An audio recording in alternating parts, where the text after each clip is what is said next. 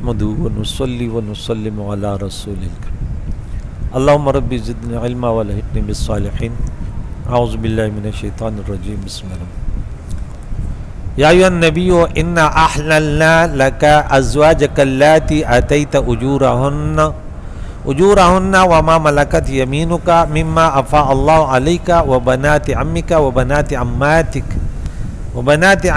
وبنات خالك وبنات خالاتك اللاتي هاجرن معك وامرأة مؤمنة إن وهبت نفسها للنبي إن أراد النبي أن يستنكحها خالصة لك من دون المؤمنين قد علمنا ما فرضنا عليهم في أزواجهم وما ملكت أيمانهم لكي لا يكون عليك حرج وكان الله غفور رحيم صدق اللہ علیہ وسلم. یہاں سے حاضرین و سامعین کرام رب کریم آیت نمبر 50 سورہ احزاب سورہ نمبر 3 تھی. فرمایا یا ایھا النبی، اس شروع کی ابتدا میں بھی ہم نے پڑھا تھا یا ایھا النبی، پیارے عقائد و جہان، یا ایھا الرسول اور یا ایھا النبی، لیکن یا محمد نہیں ہے. رسول اللہ کی شان ہے کہ نام سے نہیں پکا، اگرچہ 4 جگہ حضور کا نام آیا قرآن میں. فرمایا اے نبی انا احللنا لک، ہم نے آپ کے لیے حلال کر دی ازواجک اللاتی، آپ کی وہ ازواج مطہرات آتیت اجورہن جن کا مہر آپ ادا کر چکے ہیں، وما ملکت یمینک، اور آپ کی ان کنیزوں کو مما افاء اللہ علیک، جو اللہ نے آپ کو مال غنیمت سے عطا فرمائی، وہ بنات عمک، اور تیرے چچا کی بیٹیاں، وہ بنات عماتک، اور تیرے پھپھوں کی بیٹیاں، وہ بنات خالک، اور تیرے ماموں کی بیٹیاں، وہ بنات خالاتک اللاتی، اور آپ کی خالائیں، اس کا جمع کیا ہوگا؟ خالاؤں کی بیٹیاں جنہوں نے ہجرت کی آپ کے ساتھ. وامرأۃ مؤمنۃ، اور اگر ایک مسلمان عورت ان وہبت نفسہا للنبی، اگر وہ اپنا نفس ہبہ کر دے نبی کو علیہ السلام، ان اراد النبی، اگر نبی ارادہ فرماتا ہے ان یستنکحھا، کہ انہیں نکاح میں لے لے، تو رب فرماتے خالصۃ لک من دون، اے محبوب یہ صرف تیرے لیے مومنوں سے ہٹ کر مسلمان بغیر مہر کے نکاح نہیں کر سکتا. اگر مہر کا ذکر نہیں ہوا، نکاح ہو گیا، تو عمل زوجیت کے بعد مہر مثلہ لازم ہو جائے گا. قد علمنا، ہم جانتے ما فرضنا علیہم، جو چیز ہم نے فرض کیے ان پر، مردوں پر، فی ازواجہم، ان کے بیویوں کے بارے میں مہر. یہاں سے پتہ چلا کہ کم از کم مہر جو ہے وہ 10 درہم ہے، کیونکہ رب فرماتا ہے جو ہم نے ان کے اوپر فرض کیا ما فرضنا علیہم. احناف کہتے ہیں کم از کم 10 درہم، اور زیادہ کی کوئی حد ہو نہیں ہے. وما ملکت ایمانہن، اور ان کنیزوں کے متعلق ہم نے ان کا مہر، جیسے نکاح کرے تو مہر ان کا بھی فرض ہے. لِكَيْ لَا يَكُونَ عَلَيْكَ حَرَج، اس لیے کہ آپ پر کوئی دشواری نہ ہو. وَكَانَ اللَّهُ غَفُورٌ رَحِيمًا، اللہ بخشنے والا مہربان ہے. ترجی، رب فرماتے اللہ رکھ من تشاء، اس کو جس کو تو چاہے، منہن، ان ازواج میں سے، یہ رسول اللہ کی شان ہے. وَتُعْوِي إِلَيْكَ، اور اپنے قریب کر، اپنے پاس جگہ دے، من تشاء، جس کو چاہے. دوسروں کے لیے اختیارات نہیں ہے، باری ہوگی، لیکن حضور کو اختیار. وَمَنِ ابْتَغَيْتَ، اور جس کو تو طلب کرے، ممن، اس میں سے، عزلتا، جسے تو الگ ہو چکا ہے، کہ آپ کا تو آپ تھوڑی سی الگ رہے، اب دوبارہ اپنے پاس بلاتے ہیں، تو اب فلا جناح علیک، آپ پر اس معاملے میں کوئی تنگی نہیں ہے. ذالک ادنی ان تقر اعینہن، اس حکم سے یہ توقع ہے کہ ان کے آنکھیں جو ہیں وہ ٹھنڈی رہیں گی، ولا یحزن، اور غمگین نہیں ہوں گی، ویرضین، اور یہ عورتیں راضی رہیں گی، بما آتیتہن کلہن، آپ تمام کو جو بھی ہوگے، تو حق تو ان کا نہیں ہے نا، آپ کی مرضی، آپ کا اختیار ہے، جتنا آپ چاہیں، جس کو چاہیں پاس بلائیں، جس کو چاہیں دور رکھیں، جس کو دور کیا اس کو دوبارہ بلائیں، کوئی وہ نہیں ہے۔ تو اس میں ان کا فائدہ یہ ہے، آپ دیکھیں کوئی انسان جا رہے راستے میں، کسی نے 100 روپے دیے، وہ خوش ہوگا نا، کیوں؟ بھئی اس پر فرض نہیں تھا نا، ضروری نہیں تھا، لیکن جس سے توقع ہے، باپ کہتا ہے کہ بیٹا آج خرچہ دے گا، 500 ضرورت ہے، اس نے 100 پکڑا دیے تو کیا ہوگا؟ بولے نہیں بھائی مجھے نہیں چاہیے۔ تو جب نہیں ہے آپ پر، ان کے کوئی وہ نہیں ہے، آپ جس کو چاہے جس طرح چاہیں، اس کے باوجود بھی عقائد و جہان نے عدل قائم رکھا۔ ہم پر تو لازم ہے، ورنہ اگر کسی کی 2 بیویاں ہیں اور عدل نہ کیا تو قیامت کے دن آدھا دھڑ جو ہے نا اس کا فالج زدہ ہوگا۔ اس لیے فرمایا اگر عدل نہیں کر سکو تو پھر ایک یا لونڈیا۔ واللہ یعلم ما فی قلوبکم، اللہ جانتا ہے جو تمہارے دلوں میں ہے، وکان اللہ علیما حلیما، اور اللہ تعالیٰ علم والا اور حلم والا ہے، بردبار۔ لا یحل لک النساء، اور جائز نہیں ہے آپ کے لیے بیویاں، من بعد، ان کے بعد، ولا ان تبدل بہن، اور نہ ان ازواج کو تبدیل کرنا، من ازواج، ان دوسری بیویوں سے، کیونکہ انہوں نے بھی اللہ واللہ کے نبی کو اختیار کیا، تو ابھی انہیں ایک عزت مل گئی کہ نہیں آپ ابھی ان کے نکاح میں رہو گی، آپ کے بدلے اس نہیں کہ ان کو ہٹا دیں دوسری آئیں گی، نہیں۔ وَلَوْ أَعْجَبَكَ حُسْنٌ، اگرچہ آپ کو ان کا حسن اچھا لگے، أَعْجَبَكَ آپ کو پسند ہو، إِلَّا مَا مَلَكَتْ يَمِينُكَ، ماں سوا آپ کی کنیزوں کے، وَكَانَ اللَّهُ عَلَى كُلِّ شَيْءٍ رَقِيبًا، اللہ تعالیٰ ہر چیز پر نگہبان ہے۔ یہاں پیارے آقا دو جہان علیہ الصلاۃ والسلام کے ازواج مطہرات اور ان کے نکاحوں کے متعلق کہ کن کن سے نکاح جائز ہے اور کن کن سے منع ہے، یہاں دیکھیں شریعت مطہرہ میں ایک معتدل حکم ہے جو افراط و تفریط سے خالی ہے۔ نصارہ کے ہاں چچا کی بیٹی اور پھوپھی کی بیٹی اور ماموں کی بیٹی اور خالہ کی بیٹی سے نکاح جائز نہ تھا، یہ تفریط تھی۔ کیا؟ تفریط، کہ ان سے بھی نکاح جائز نہیں ہے۔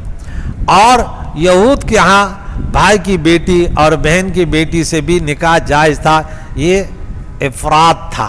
افراط اور تفریط اس کو کہتے ہیں۔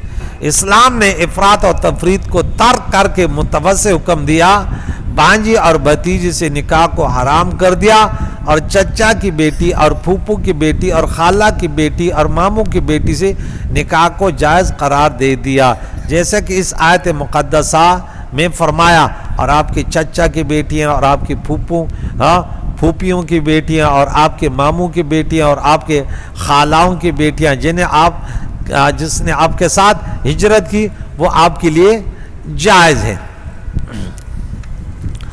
تو عقائد و جان علیہ الصلاۃ والسلام ہر شان والے تھے، تو کافی لوگ، عائشہ صدیقہ رضی اللہ تعالیٰ عنہ فرماتی ہے مجھے ان عورتوں پر بڑی غیرت آتی تھی، یعنی وہ مجھے اچھی نہیں لگتی تھی جو اپنے آپ کو رسول اللہ صلی اللہ علیہ وسلم پر پیش کرتی تھی، اور میں کہتی تھی کہ کیا عورت کوئی عورت اپنے آپ کو کسی پر پیش کر سکتی ہے؟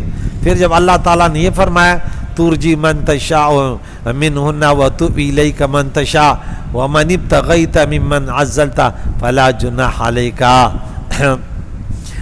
تب میں نے یہ کہا کہ میں صرف یہ دیکھتی ہوں کہ آپ کا رب آپ کی خواہش بہت جلد پوری کر دیتا ہے۔ یہ رسول اللہ علیہ الصلوۃ والسلام کی شان ہے۔ ان عورتوں کے بھی نام آئے ہیں جنہوں نے اپنے آپ کا نکاح خود پیش کیا، پیارے عقائد و جان کے کچھ خصائص جو آپ پر فرض ہیں اور امت پر فرض نہیں ہیں.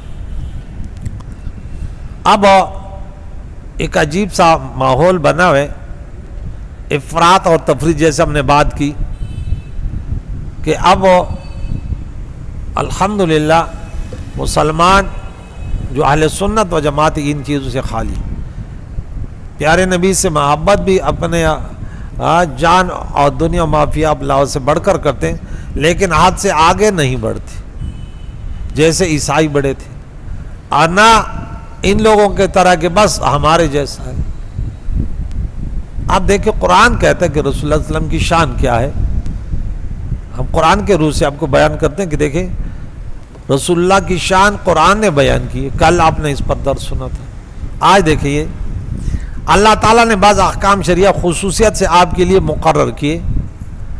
بعض چیزیں صرف آپ پر فرض ہیں اور بعض چیزیں صرف آپ پر حرام ہیں. آپ پر فرض ہے، امت پر فرض نہیں ہے. آپ پر حرام ہے، امت پر حرام نہیں ہے. اور بعض چیزیں صرف آپ کے لیے جائز اور حلال ہیں اور امت کے دوسرے افراد اور ان میں آپ کے لیے جواز نہیں ہے. آپ کے لیے حلال ہے، امت کے لیے حلال نہیں ہے. بعض احکام جو صرف آپ پر فرض ہیں، اب اس کی تفصیل. نمبر 1، بعض علماء کے نزدیک تہجد کی نماز صرف آپ پر فرض تھی اور تا حیات آپ پر تہجد فرض رہی، اور صحیح یہ ہے کہ آپ پر تہجد فرض تھی اور بعد میں اس کی فرضیت منسوخ ہو گئی، جو سورہ اسراء میں آیت نمبر 79 میں وَمِنَ اللَّيْلِ فَتَہَجَّدْ بِهِ نَافِلَةً لَكَ، رات کے کچھ حصے میں تہجد پڑھیں جو آپ کے لیے نفل ایک زائد نماز ہے. نمبر 2، جو مسلمان فقیر ہوں اور وہ قرض ادا کیے بغیر فوت ہو جائیں تو وسعت اور خوشحالی آنے کے بعد اس کا قرض ادا کرنا اور اس کے اہل و عیال کی کفالت آپ پر فرض تھا. ابتدا میں یہ تھا کہ جس پر قرض ہوتا حضور فرماتے تھے کہ اس کا قرض کوئی ادا کرتا، کوئی کہتے نہیں. حضور فرماتے ان کا نماز جنازہ پڑھا، میں نہیں پڑھا تھا.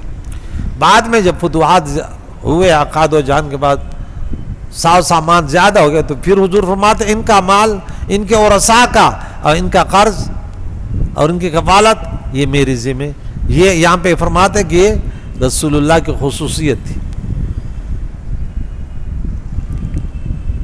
نمبر 3، غیر شرعی امور میں اصحاب رائے سے مشورہ کرنا آپ پر فرض تھا. قرآن میں اللہ تعالیٰ نے فرمایا وَشَاوِرْهُمْ فِي الْأَمْرِ، سورہ ال عمران آیت نمبر 159. دنیاوی امور میں ان سے مشورہ کیجیے، اللہ کا حکم ہے. اب ہم پر مشورہ کرنا فرض تو نہیں ہے نا، اچھی بات ہے. نمبر 4، اپنے ازواج کو اپنے پاس رہنے یا نہ رہنے اور دنیا اور آخرت میں کسی ایک کا اختیار دینا یہ صرف آپ پر فرض تھا.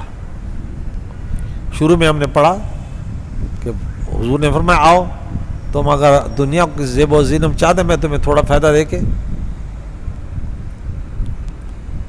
نمبر 5، تمام قرآن مجید کا پہنچانا آپ پر فرض ہے کہ ایک کلمہ بھی، کیونکہ ہم پہلے بھی پڑھ چکے ہیں کہ اگر عائشہ صدیقہ رضی اللہ تعالیٰ عنہا فرماتی ہے اگر اللہ تعالیٰ کے نبی حضور صلی اللہ علیہ وسلم کوئی بات چھپاتے تو حضرت زینب رضی اللہ کا یہ نکاح چھپا لیتے.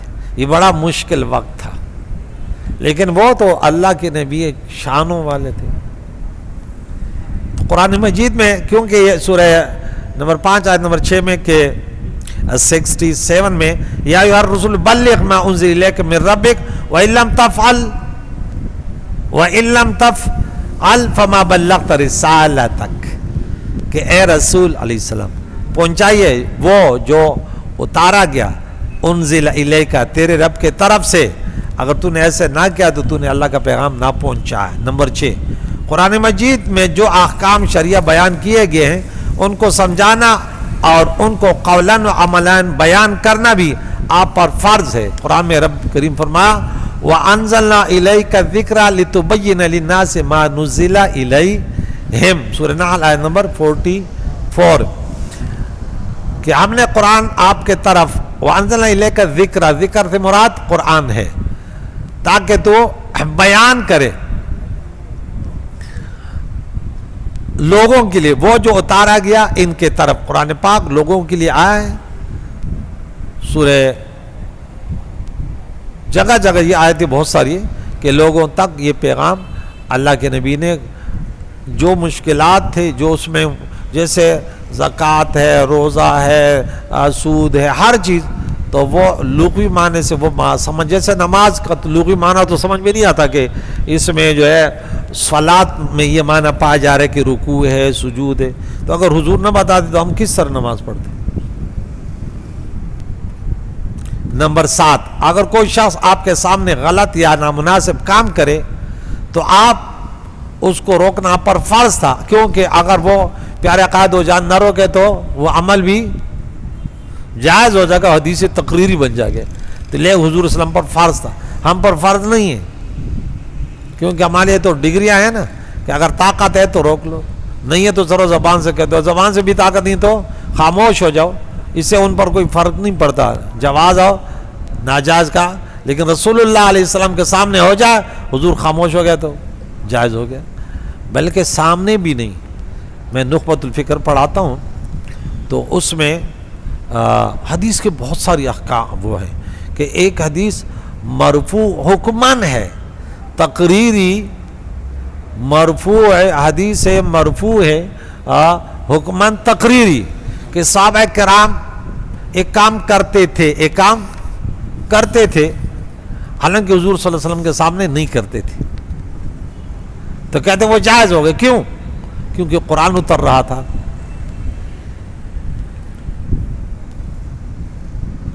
اگر وہ جائز نہ ہوتا تو اللہ تعالیٰ بتاتے کہ صحابہ کو بتا دے، تو اس کو بھی اب صحابہ کرتے تھے، یہ بھی حدیث ہو گیا. اس میں سے ایک مثال دے دو اگر سمجھ رہے ہیں، عزل، بیوی کے ساتھ عمل عزت میں عزل کرنا کہ حمل نہ ہو جائے، صحابہ کرتے تھے، تو وہ کیا حضور کو وہاں تو نہیں ہے کہ حضور نے فرمایا، حضور کو نہیں، صحابہ کرتے تھے، کہتے یہ بھی حدیث تقریری ہوگی اور مرفوع ہو گئی حکماً. تو سامنے تو بڑی بات ہے، صحابہ کرتے تھے وہ کام بھی حدیث تقریری مرفوع حکماً ہو گئی. نمبر 9 بلکہ 8، علامہ قرطبی نے لکھا کہ چاشت اور وطر کی نمازیں اور مسواک کرنا اور قربانی کرنا بھی آپ پر فرض تھا. نمبر 9، اگر آپ کا ساتھ کوئی بھی نہ دے پھر بھی اللہ کے راہ میں جہاد کرنا آپ پر فرض تھا. فقاتل فی سبیل اللہ لا تکلف الا نفس، سورہ نساء نمبر 84. اور نمبر 10، جب آپ کے پاس کوئی چیز ہو اور کوئی شخص اس کا سوال کرے تو اس کو دینا آپ پر فرض تھا، کہ قرآن میں وَأَمَّا السَّائِلَ فَلَا تَنْهَرْ. تو یہاں تو دینے کا حکم نہیں ہے، بہرحال یہاں تو ہے اس کو جھاڑے مت، انہیں ان سے سختی نہ کرے نا کہ یہ کیوں مانگ رہے. نمبر انوار العلماء نے جو لکھا وہ صحیح ہے. 11، انی رأیت 11 کوكبا، 11 ستارے. اپنے رب کی نعمتوں کو بیان کرنا بھی آپ پر فرض تھا. رب کریم نے فرمایا اما بنعمت ربک فحدث. آپ کے خصائص میں سے وہ چیزیں جو صرف آپ پر حرام یا ممنوع میں، امت پر حرام یا ممنوع نہیں ہے، اس کے خصائص آپ پر اور آپ کے آل پر زکوٰۃ لینا حرام تھا لیکن دوسری امت پر جائز ہے. حدیث انہوں نے یہاں لی کہ حضرت حسن بن علی نے کھجور کھایا، بولے نہیں یہ ہمارے لیے جائز نہیں ہے صدقے کے. نمبر 2، یہ بخاری کی حدیث ہے. نمبر 2، نفلی صدقہ بھی آپ پر حرام ہے، البتہ آپ کے آل کو نفلی صدقہ دینا جائز ہے. نمبر 3، تکیہ لگا کر کھانا آپ کے لیے جائز نہیں ہے. حضرت ابو جوہیفہ رضی اللہ بیان کرتے ہیں کہ رسول اللہ صلی اللہ علیہ وسلم نے فرمایا میں تکیہ سے ٹیک لگا کر کھانا نہیں کھاتا. بخاری وغیرہ وغیرہ حدیثوں میں موجود ہے. نمبر 4، کچا لہسن، کچی پیاز اور بدبودار سبزیوں کا کھانا بھی آپ کے لیے جائز نہیں تھا. حضرت جابر بن عبداللہ رضی اللہ عنہ بیان کرتے ہیں کہ رسول اللہ صلی اللہ علیہ وسلم نے فرمایا جس آدمی نے کچا لہسن یا کچی پیاز کھائی وہ ہمارے مساجد سے دور رہے اور اپنے گھر بیٹھے. آپ کے پاس سبزیاں لائی گئی، آپ نے ان کو کی بو مخصوص کی، آپ نے پوچھا یہ کون سی سبزیاں ہیں، آپ کو بتایا گیا کہ آپ نے فرمایا یہ تم اپنے لیے اصحاب کو کھلاؤ۔ جب آپ نے دیکھا کہ وہ اس کے کھانے کو ناپسند کر رہے ہیں تو آپ نے فرمایا تم لوگ کھاؤ، کیونکہ ہم ان سے کلام کرتے ہیں، حضور نے فرمایا جن سے تم کلام نہیں کرتے، فرشتوں سے۔ یہ بھی بخاری وغیرہ مسلم وغیرہ کی حدیث ہے۔ یہاں علامہ قرطبی نے اور چند چیزیں لکھی۔ نمبر 5، آپ پر باطن کے خلاف ظاہر کرنا حرام۔ باطن کے خلاف، ہمارے باطن میں کچھ ہے، دوسرا کچھ بات ہے، لیکن رسول اللہ کی شان یہ کہ وہ، کیونکہ مخلوق میں رسول اللہ جیسا سچا کوئی نہیں ہے۔ نمبر 6، آپ پر ازواج کو بدلنا حرام، یعنی وہ جو بعد میں حکم ہے اس میں اگر جب کلام ہے۔ نمبر 7، آزاد مکاتبہ سے نکاح کرنا پر حرام۔ نمبر 8، باندی، علامہ قرطبی کا جو مالکی ہے اس کا نظریہ پیش کریں، باندی سے نکاح کرنا پر حرام۔ 9، آپ پر پڑھنا اور لکھنا حرام، لیکن کہتے ہیں یہ بھی صحیح نہیں ہے، کسی نے رد کیا۔ نمبر 10، کفار کو اللہ تعالیٰ نے جو دنیاوی نعمتیں دی ہیں ان کے طرف نظر پھیلا کر دیکھنا آپ پر حرام۔ رب نے فرمایا وَلَا تَمُدَّنَّ عَيْنَيْكَ إِلَىٰ مَتَاعٍ بِهِ أَزْوَاجًا مِّنْهُمْ زَهْرَةَ الْحَيَاةِ الدُّنْيَا، اور آپ ان چیزوں کے طرف آنکھیں پھیلا کر نہ دیکھیں جو ہم نے کافروں کو مختلف گروہوں کو دی ہیں، یہ محض دنیاوی زندگی کے زیب اور زینت ہے۔ چند چیزیں آپ کے خصاص میں وہ چیزیں جو صرف آپ پر حلال ہیں اور امت پر حلال نہیں۔ یہ چھوٹی سی بات آپ کو کرتا ہوں، پھر انشاءاللہ کل کا درس۔ آپ کے لیے حلال ہے مال غنیمت کا 5واں حصہ، کسی اور کے لیے نہیں ہے۔ نمبر 2، وصال کے روزے آپ رکھتے تھے کسی دوسرے کے لیے، لگاتار 2 روزے، بیچ میں افطار نہ کریں، یہ صرف رسول اللہ کی شان تھی۔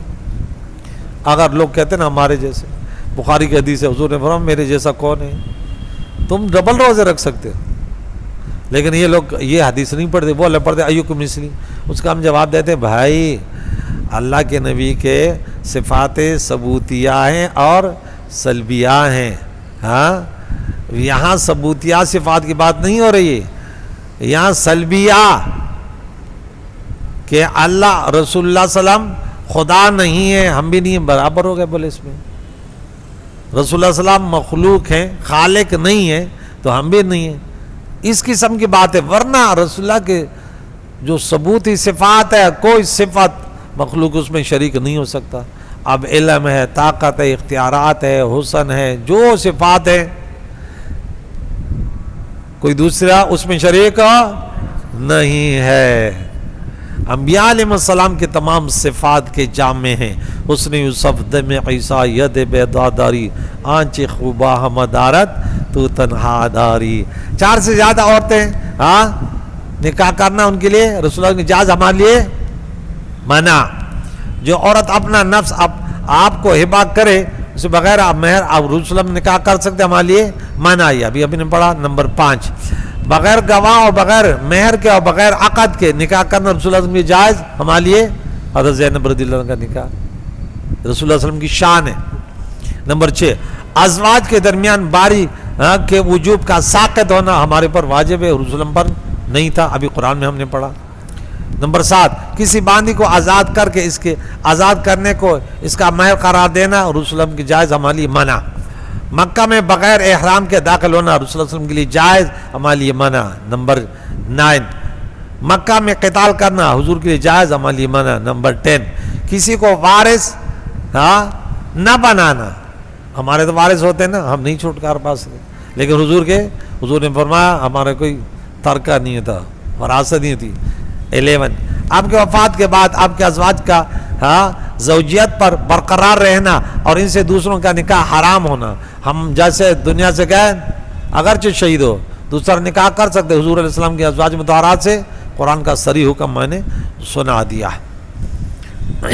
نمبر 12، آپ کے مطلقہ سے بھی دوسرے کے نکاح کا حرام ہے، یہ اس میں تھوڑا سا اختلاف ہے، اس لیے انہوں نے یہاں ذکر کیا ہے۔ نمبر 13، حالت جنابت میں آپ کا مسجد میں داخل ہونا جائز، ہمارے منع ہے۔ 1 ماہ کی مسافت سے آپ کا روغ دوسروں پر طاری، ہمارے پاس یہ نہیں۔ دوسرے انبیاء پر حضور صلی اللہ علیہ وسلم کے خصائص یہ تھوڑے سن لیں۔ تمام روئے زمین آپ کے لیے مسجد ہونا، دوسروں کے لیے نہیں، دوسرے انبیاء کے لیے نہیں ہے۔ تمام روئے زمین کا آپ کے لیے اعلی تیمم ہونا، دوسروں کے لیے نہیں۔ مال غنیمت کا آپ کے لیے حلال، دوسرے انبیاء کے لیے نہیں۔ قربانی کا آپ کے لیے حلال ہونا گوشت، دوسروں کے لیے نہیں۔ قیامت تک کے تمام لوگوں کے لیے آپ کا رسول ہونا یہ رسول اللہ کا خاصہ ہے، آپ کا خاتم النبی ہونا یہ رسول اللہ صلی اللہ علیہ وسلم کا خاص ہے، اعمال امت کا آپ پر پیش ہونا رسول اللہ کا خاص ہے، آپ کی امت کا سب امتوں سے زیادہ ہونا رسول اللہ کا خاصہ ہے۔ 9 قیامت میں سب سے پہلے رسول اللہ صلی اللہ علیہ وسلم کی امت کا اٹھنا، حضور کا سب سے پہلے، پھر دوسرے امتوں سے رسول اللہ کا امت کہ ہم پہلے بھی ہیں اور دنیا میں سب سے آخر میں، قیامت کے دن سب سے پہلے۔ نمبر 10 شفاعت کبریٰ کا حصول صرف رسول اللہ صلی اللہ علیہ وسلم کا خاصہ ہے۔ نمبر 11 مقام محمود کا حصول صرف رسول اللہ صلی اللہ علیہ وسلم کے لیے ہے۔ نمبر 12 تمام انبیاء سابقین کے معجزات کا حصول۔ نمبر 13 آپ کے معجزات کا سب نبیوں سے زیادہ ہونا۔ نمبر 14 آپ کے ہمراہ آپ کے حمزات کا کلمہ پڑھنا، جو جن حضور نے اور کسی نے عرض کیا، بولا ہاں وہ بھی تھا لیکن میں نے اس کو مسلمان کر دیا، یہ رسول اللہ صلی اللہ علیہ وسلم کا خاصہ ہے۔ نمبر 15 تمام مخلوق کے انواع کا آپ پر ایمان لانا، جنات وغیرہ وغیرہ، اور کلموں نے بھی رسول اللہ کا کلمہ پڑھا۔